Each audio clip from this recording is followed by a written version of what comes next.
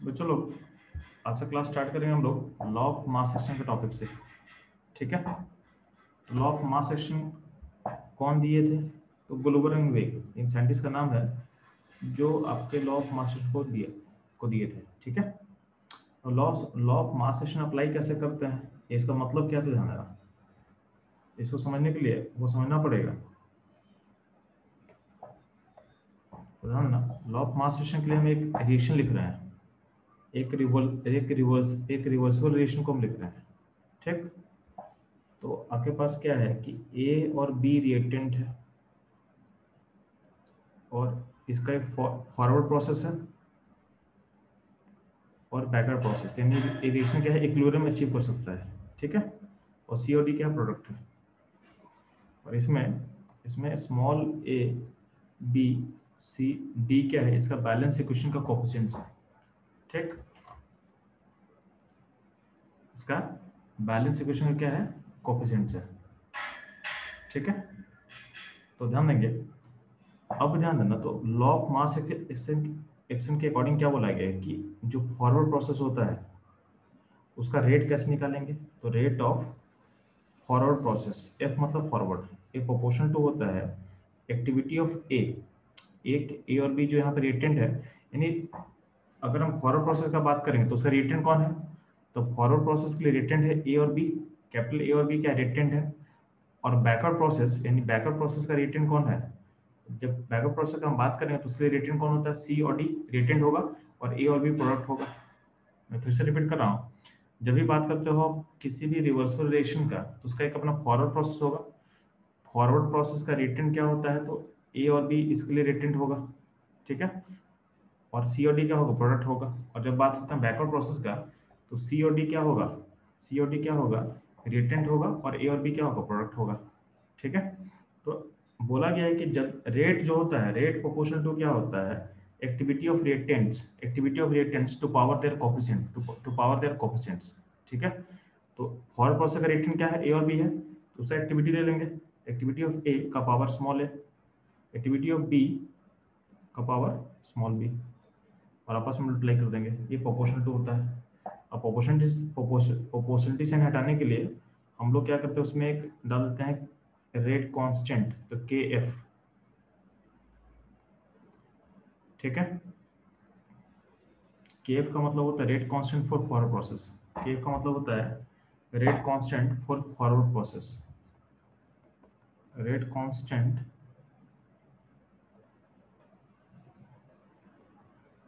For forward process, forward reaction. ठीक है। ये हो गया रेट फॉरवर्ड के लिए। अगर बात करें हम बैकवर्ड का रेट कैसे निकालेंगे, तो ध्यान देना, रेट बैकवर्ड, तो बैकवर्ड रिएक्शन का रेट क्या होगा, तो प्रोपोर्शनल टू होगा उसका रिएक्टेंट। तो बैकवर्ड के लिए रिएक्टेंट कौन कौन सा है, सी और डी। तो सी और डी का एक्टिविटी का पावर देयर कोफिशिएंट। ठीक है। और प्रोपोर्शनलिटी से हटाने के लिए क्या करेंगे, उसमें एक कांस्टेंट डाल देंगे, उसको बोलते हैं के बी। तो ये जितना भी टर्म था, ये लॉ ऑफ मास एक्शन दिया गया था in terms of activity, in terms of activity. ठीक है। यहाँ पे केबी को क्या बोलेंगे, तो केबी को बोल सकते हैं आप लोग rate constant, rate constant for backward process, backward reaction. ठीक है।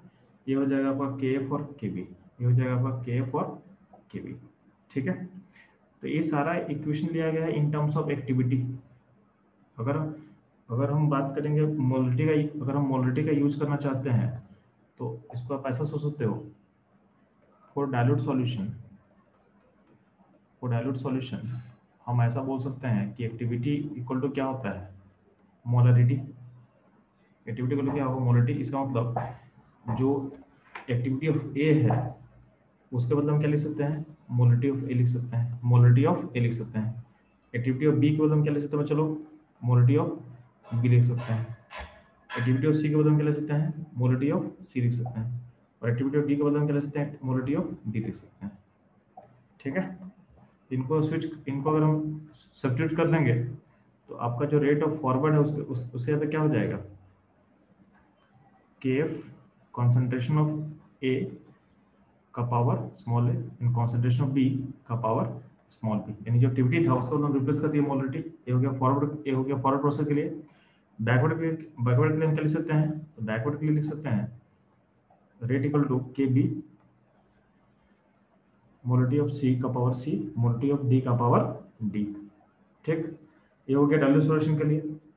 ध्यान देना एट इक्विलिब्रियम पॉइंट पे होता क्या है, इक्विलिब्रियम पॉइंट पे होता है जो दोनों रेट क्या होगा, बराबर होगा। तो जिस पॉइंट पे इक्विलिब्रियम अचीव हो जाएगा, जिस पॉइंट पे सिस्टम होगा इक्विलिब्रियम अचीव करेगा, उस टाइम पे क्या होगा, जो रेट फॉरवर्ड का होगा वही रेट क्या हो जाएगा, बैकवर्ड का हो जाएगा। तो फॉरवर्ड और बैकवर्ड का रेट क्या हो जाएगा, चलो बराबर हो जाएगा। किस पॉइंट पे, एट पॉइंट ऑफ इक्विलिब्रियम। तो जिस पॉइंट पे ऐसा होगा, तो अगर हम इसको इक्वेट करते हैं, दोनों रेट के बराबर अगर इक्वेट करते हैं हम, तो क्या हो जाएगा, ध्यान देना। तो आपका चूंकि रेट ऑफ फॉरवर्ड और बैकवर्ड बराबर हो चुका है, कब, आपका इक्विलिब्रियम पॉइंट पे, तो उसको वैल्यू को डाल देते हैं। तो क्या हो जाएगा, के एफ ए का कॉन्सेंट्रेशन स्मॉल है, B power small B equal to क्या होगा यहाँ पे, के बी सी का कॉन्सेंट्रेशन पावर सी डी का कॉन्सेंट्रेशन पावर डी। अब क्या करते हैं यहाँ पे के एफ और इसको जो कांस्टेंट है के एफ और के बी उसको लेफ्ट से ले लेते हैं। तो के एफ और के बी कॉन्स्टेंट को लेफ्ट से ले लिए, ठीक है। और राइट में सारा कॉन्सेंट्रेशन ले लेते हैं, राइट में सारा कॉन्सेंट्रेशन ले लेते हैं। यहाँ पे क्या होगा, सी का पावर सी डी का पावर डी डिवाइडेड बाई ए का पावर ए बी का पावर बी स्मॉल बी, ठीक है। तो आपको दिख रहा होगा कि आपका जो लेफ्ट पार्ट है रिलेशन, इस इक्वेशन का जो लेफ्ट पार्ट है, इसमें एक पूरा का पूरा कांस्टेंट है, क्योंकि के भी कांस्टेंट और के भी कांस्टेंट है। तो एक पूरा का पूरा टर्म क्या होगा, कांस्टेंट वैल्यू रिप्रेजेंट करता होगा।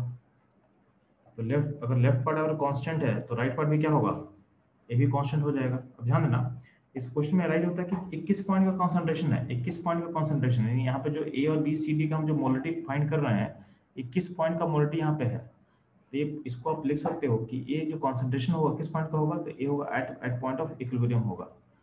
इन जो हम बात कर रहे हैं वो बात कर रहे हैं, हम इक्विलिब्रियम पॉइंट का बात कर रहे हैं, ठीक है। यानी किसी भी टाइम का कंसंट्रेशन नहीं लेना है। अगर हम बराबर कर रहे हैं तो किस पॉइंट का कंसंट्रेशन होगा, एट पॉइंट ऑफ इक्विलिब्रियम। ये सारा का सारा कंसंट्रेशन किस पॉइंट का लिया गया है, तो इक्विलिब्रियम पॉइंट का लिया गया है। तो अगर आपके एक्सप्रेशन का लेफ्ट पार्ट अगर कांस्टेंट है तो राइट पार्ट भी क्या होगा, कांस्टेंट होगा। राइट पार्ट क्या होगा, कांस्टेंट होगा। तो जो लेफ्ट पार्ट जो कांस्टेंट है, यानी जो के बाई के बी का रेशियो है, उसको बोला गया है के इक्विलिब्रियम। क्या बोला गया है, के इक्विलिब्रियम। इसको बोला गया है इक्विलिब्रियम कांस्टेंट। क्या बोला गया है, इक्विलिब्रियम कांस्टेंट, ठीक है। तो इक्विलिब्रियम कांस्टेंट यानी के इक्विलिब्रियम को आप कैसे लिख सकते हो, तो आपको लिखना होगा किसी भी रिएक्शन का इक्विलिब्रियम कांस्टेंट। तो जो पहले, अब देखो इसको 21 रिएक्शन का हम लिख रहे थे, तो आपको जो रिएक्शन है उसको हम थोड़ा लिख दे रहे हैं। ये लिखा जा रहा है इस रिएक्शन के लिए, इसमें ए और बी क्या था, रिएक्टेंट था, और सी और डी क्या था, प्रोडक्ट था। एक रिवर्सल रिएक्शन के लिखा जा रहा था। इसमें जो के इक्विलिब्रियम है उसके उसमें उसमें लिखने का काम क्या है, तो आपने यहाँ क्या, प्रोडक्ट में क्या है, तो प्रोडक्ट में सी और डी है, तो सी और डी का कॉन्सेंट्रेशन ऊपर होगा, यानी प्रोडक्ट को ऊपर लिखना है, प्रोडक्ट को आपको ऊपर लिखना है, ठीक है। डिवाइडेड बाय रिएक्टेंट का concentration to power their coefficients, ठीक है। तो ए और बी रिएक्टेंट है, तो ए का पावर स्मॉल है और बी का पावर स्मॉल बी। तो इस तरीके से आप के इक्विलिब्रियम के एक्सप्रेशन को लिखोगे। अब बोला जाएगा कि एक एक्सप्रेशन है, इस एक्सप्रेशन में तो कॉन्सेंट्रेशन का वैल्यू किस पॉइंट का होगा जी, तो कॉन्सेंट्रेशन का वैल्यू को पुट करना आपको किस पॉइंट का, तो इक्विलिब्रियम पॉइंट का। यानी जो भी कॉन्सेंट्रेशन दिया जाएगा इस एक्सप्रेशन में वो दिया जाएगा इक्विलिब्रियम पॉइंट का, ठीक है। तो इस तरीके से आप के इक्विलिब्रियम डिफाइन कर सकते हो किसी भी रिएक्शन के लिए, ठीक। ये रहेगा total law of mass action. उसका हम लोग अजम्पशन क्या लिए हैं कि सॉल्यूशन क्या होगा अपना, डायलूट होगा। तो हम लोग एक्टिविटी को क्या किससे रिप्लेस कर देंगे, एक्टिविटी को रिप्लेस कर देंगे मोलरिटी से, ठीक है। तो अपना स्टार्ट हम लोग यहाँ से किए थे। तो हम लोग क्या बात किए थे, लॉ ऑफ मास एक्शन हो गया अपना, कवर कर लिए थे यहाँ पे।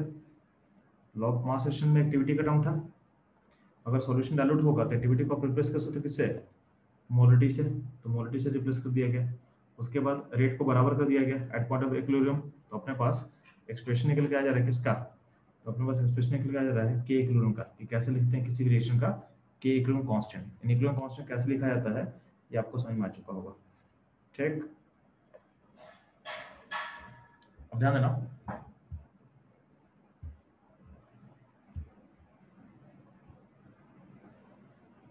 तो हम लोग इतना समझ में आ चुका हम लोग को, अब ध्यान दोगे। तो यहाँ पे बात किया जा रहा है कि ये हम लोग इक्विलिब्रियम कांस्टेंट लिख चुके हैं। अगर आपसे पूछा जाएगा ना, अगर आपसे पूछा जाएगा कि अगर मान लेते हैं कि इसका क्यू कैसे लिखें, क्यू मतलब रिएक्शन कोसेंट, तो हम लोग शुरू में एक रिएक्शन कोसेंट का वर्ड यूज किया था ना, तो आपको मैं इक्विलिब्रियम कांस्टेंट लिखना सिखा दिया हूँ, आपको मैं इक्विलिब्रियम कांस्टेंट लिखना सिखा दिया हूँ। अब ध्यान देना, पहले आप लोग सीख लो।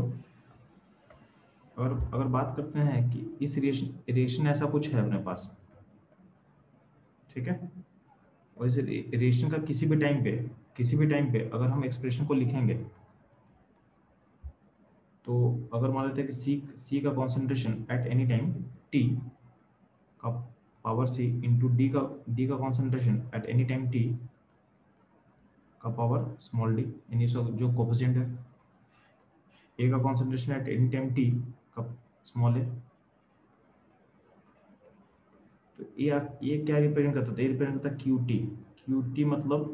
क्यू मतलब क्या होता है, रिएक्शन कोसेंट। क्या होता है, रिएक्शन कोसेंट। तो हम क्या बोलना चाह रहे हैं कि आपका जो एक्सप्रेशन होता है ना, एक्सप्रेशन सेम ही होता है।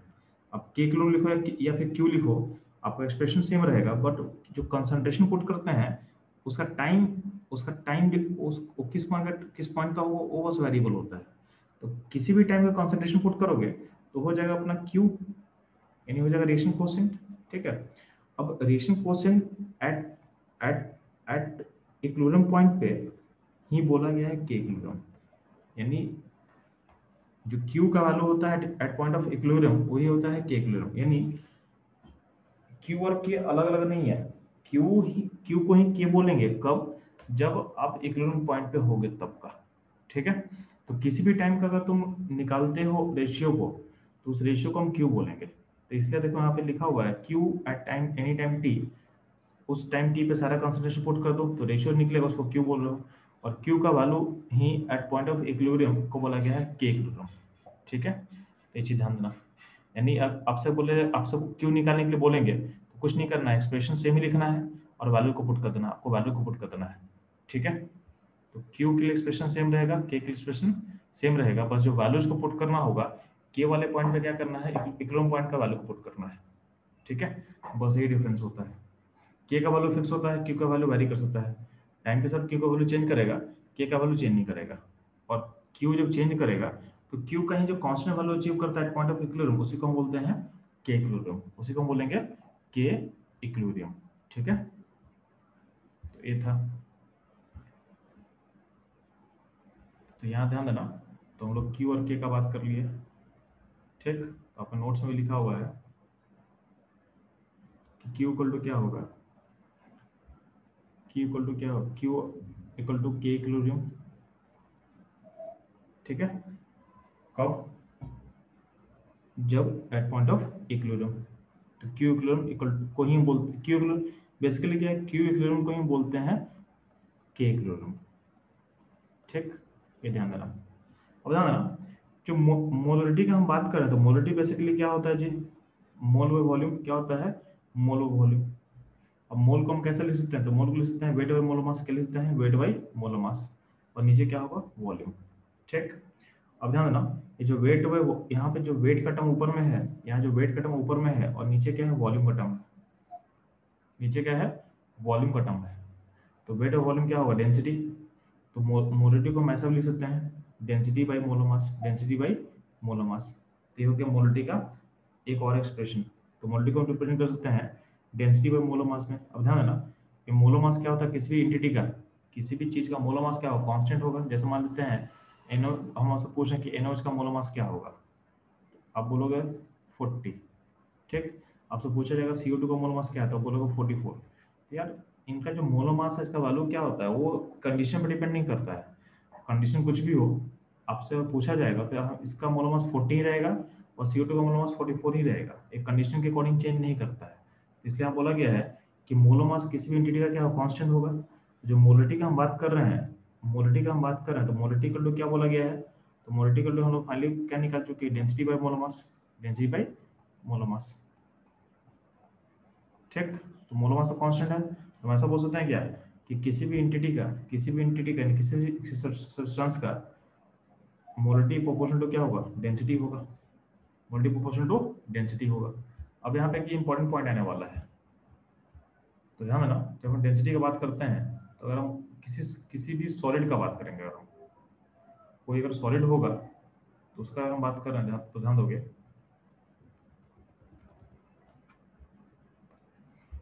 तो डेंसिटी ऑफ एनी सॉलिड, तो डेंसिटी ऑफ एनी सॉलिड क्या होगा, ये होगा कांस्टेंट, ये होगा कांस्टेंट। आपको पता है ना, अगर आपसे बोलेंगे आयरन का डेंसिटी क्या होता है, तो आयरन का डेंसिटी चेंज करेगा क्या, नहीं।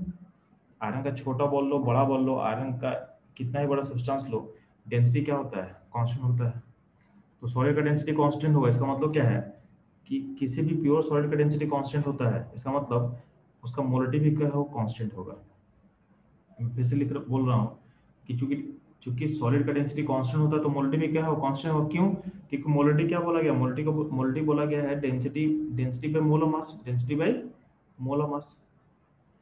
तो डेंसिटी भी कांस्टेंट और मोलर मास भी कांस्टेंट, तो मोलरिटी भी क्या हो, कांस्टेंट होगा। तो सॉलिड का डेंसिटी क्या होता है, सॉरी सॉलिड का डेंसिटी कांस्टेंट, तो उसका मोलरिटी भी क्या हो, कांस्टेंट होगा। प्योर लिक्विड जैसे वाटर है, तो आपको पता है कि वाटर का डेंसिटी कितना होता है जी, तो वाटर डेंसिटी कांस्टेंट है 1 ग्राम/ml, जनरली इतना ही मानते हैं हम लोग, ठीक है। तो वाटर का डेंसिटी कांस्टेंट यानी प्योर लिक्विड का डेंसिटी क्या होता है, कांस्टेंट होता है। तो डेंसिटी कांस्टेंट होगा तो क्या होगा, मोलरिटी भी क्या होगा, कांस्टेंट होगा। यानी प्योर लिक्विड का ही मोलरिटी क्या होगा, कांस्टेंट होगा, ठीक है। तो प्योर लिक्विड का ही मोलरिटी क्या होगा, कांस्टेंट होगा। तो प्योर सॉलिड प्योर लिक्विड का मोलरिटी क्या होता है, कांस्टेंट होता है।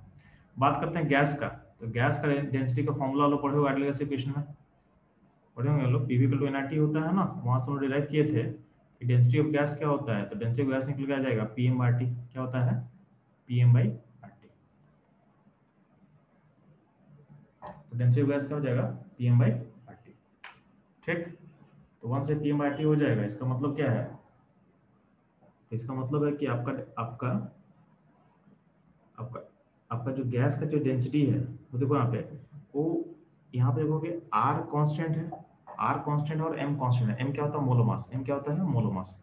तो एम एम कांस्टेंट है, आर कांस्टेंट है, बट यहाँ पे पी और टी की प्रेशर और टेम्परेचर क्या हो सकता है, चेंज कर सकता है। तो अगर प्रेशर और टेम्परेचर चेंज करेगा, इसका मतलब क्या है कि आपका जो डेंसिटी ऑफ गैस है वो पी और टी पे डिपेंड करता है, प्रेशर टेम्परेचर पे डिपेंड करेगा नहीं, आपके कंडीशंस पे डिपेंड करेगा कि प्रेशर और टेम्परेचर का वैल्यूज क्या है। तो कहीं ना कहीं आपका पी और टी का वैल्यू अगर वेरी करेगा तो आपका डेंसिटी भी वेरी करेगा। इसका मतलब जो गैस का डेंसिटी है क्या है, वेरिएबल है, इसके लिए हम एक कांस्टेंट वैल्यू एसोसिएट नहीं कर सकते हैं। तो डेंसिटी ऑफ गैस एक वेरिएबल क्वांटिटी है, इसका मतलब अगर हम बात करेंगे मोलरिटी ऑफ गैस का, तो मोलरिटी ऑफ गैस भी क्या होगा, वेरिएबल होगा। मोलरिटी ऑफ गैस भी क्या होगा, वेरिएबल होगा। यानी आपको अभी तक हम लोग क्या सीख चुके हैं कि सॉलिड का डेंसिटी कांस्टेंट, तो उसका मोलरिटी भी कांस्टेंट होगा। प्योर लिक्विड लिक्विड का डेंसिटी कांस्टेंट होता है, इसका मतलब क्या होगा, उसका मोलरिटी भी क्या होगा, कांस्टेंट होगा। गैस का डेंसिटी डिपेंड करता है प्रेशर एंड टेम्परेचर पे, इसका मतलब अगर हम कंडीशन को चेंज करेंगे तो गैस का डेंसिटी क्या होगा, वेरी करेगा। और गैस का डेंसिटी वेरी करेगा पी एन टी पे, तो आपका जो कॉन्सेंट्रेशन है वो भी प्रेशर एंड टेम्परेचर के अकॉर्डिंग वेरी करेगा। तो हम ऐसा बोल सकते हैं कि डेंसिटी ऑफ गैस वेरिएबल है, तो उसका मोलरिटी भी क्या होगा, वेरिएबल होगा, ठीक। लास्ट हम बात करें एक्वस सॉल्यूशन का।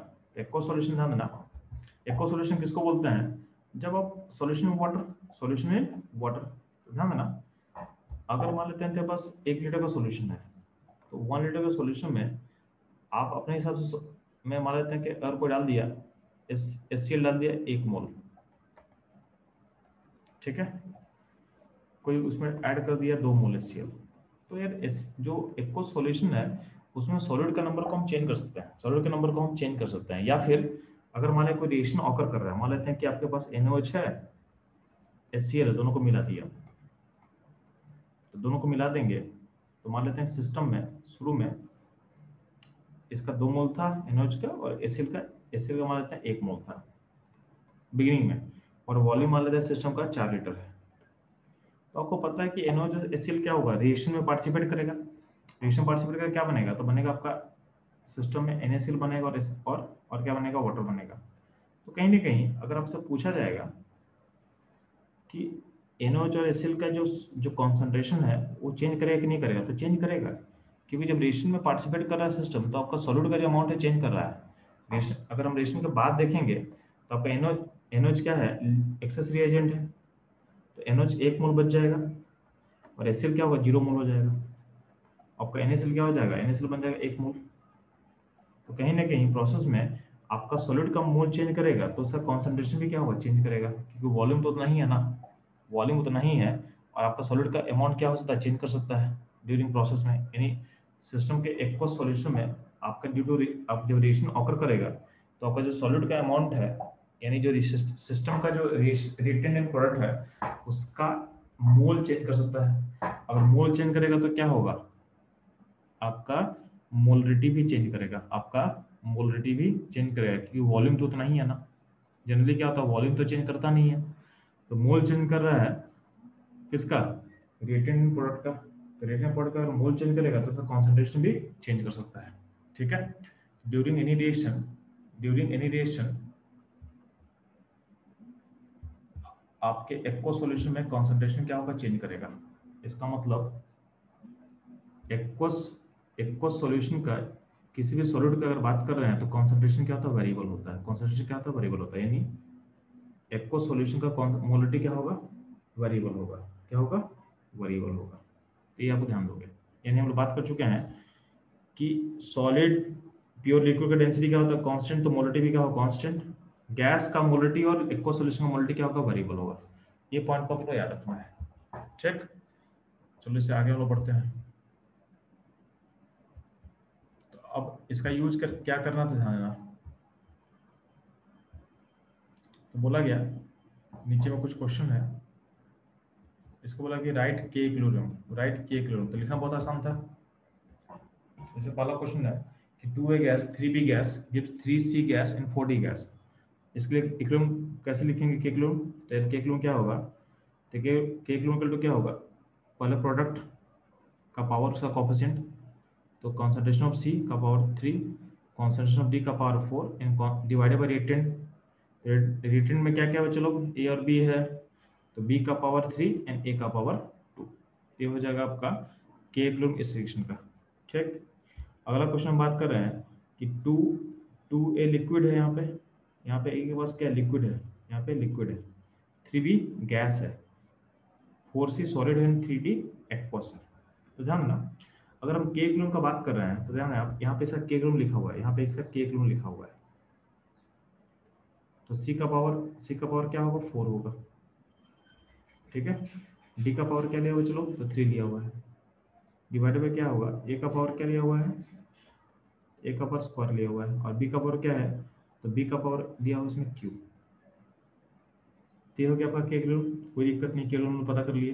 ध्यान देना, इस प्रोसेस में आप चेक करोगे तो यार, चूंकि सी क्या है, सी सॉलिड है, सी सॉलिड है, और डी क्या है, सॉरी, सी सॉलिड है और आपका ए क्या है, ए लिक्विड है। तो आप लोग पता है कि सी और ए का मोलिटी क्या हो, कांस्टेंट होगा। यानी जहाँ पे कॉन्सेंट्रेशन लिख रहे हैं एक कांस्टेंट क्वांटिटी है, तो एक कांस्टेंट क्वांटिटी को अगर हम, यानी यहाँ पे जो ए और सी का हम बात कर रहे हैं, ये पूरा का पूरा कांस्टेंट है।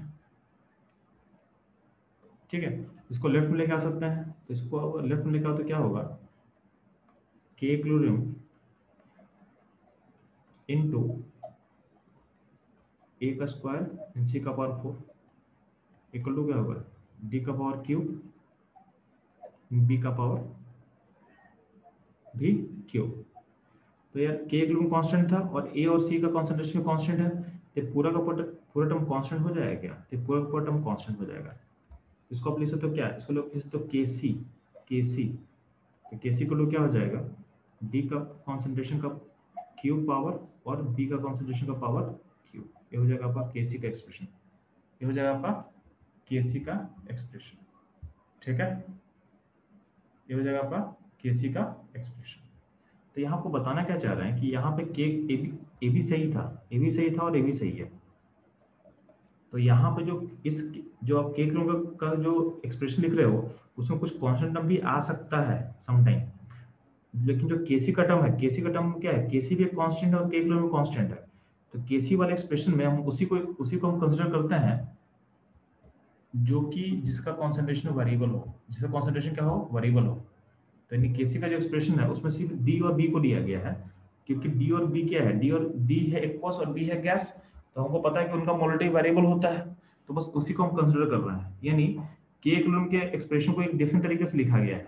यानी तो ये बात समझ में आना चाहिए कि आप के कूलम्ब लिखो तब भी चलेगा, या आप केसी लिखो तब भी चलेगा। केसी का मतलब, सी का मतलब क्या आता है कि के equilibrium in terms of variable concentration, यानी केसी के एक्सप्रेशन में उसी को हम इंक्लूड करेंगे जिसका कंसंट्रेशन वेरी करेगा।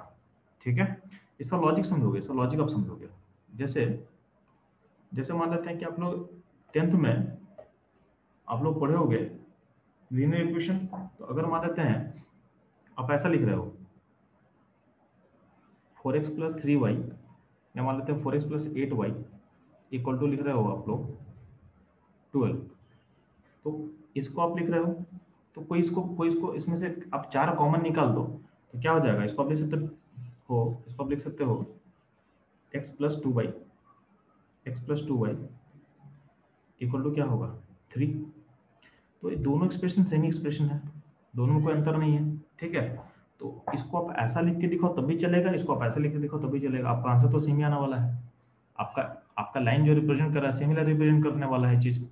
तो वही चीज है कि आप के किलोम लिखो या फिर आप केसी लिखो, आपको अल्टीमेटली क्या है, आपको एक मैथमेटिकल इक्वेशन सॉल्व करना है। ठीक है, तो जो आंसर यहाँ से आएगा वही आंसर यहाँ से आने वाला है। तो केसी में एडवांटेज क्या है कि केसी में आप कॉमन चीज को हटा चुके हो जो कौन, ठीक है, तो यहाँ से आपका थोड़ा सा कैलकुलेशन क्या हो, आसान हो जाएगा। एक्स्ट्रा कॉन्स्टेंट को आपको इंक्लूड करने की जरूरत नहीं पड़ेगा। तो अल्टीमेटली आप इसको ऐसा लिख के दिखाओ तभी आंसर सेम आएगा, इसको ऐसा लिखो तभी आंसर सेम आएगा। तो बेटर होता है कि जितना ज़्यादा कैलकुलेशन को मिनिमाइज किया जाए उतना बेटर रहेगा। तो हमेशा आपको बुक्स में केसी लिखा रहता है, यानी जो वेरिएबल कंसंट्रेशन है उसी को यूज किया जाता है, क्योंकि जो कांस्टेंट है उसको तो इसके अंदर इंक्लूड कर लिया गया है, उसको तो इसके अंदर इंक्लूड किया गया है। ठीक है, तो इसलिए ना बुक्स में केसी ज़्यादा लिया जाता है। तो केसी और के का डिफरेंस समझ में आया।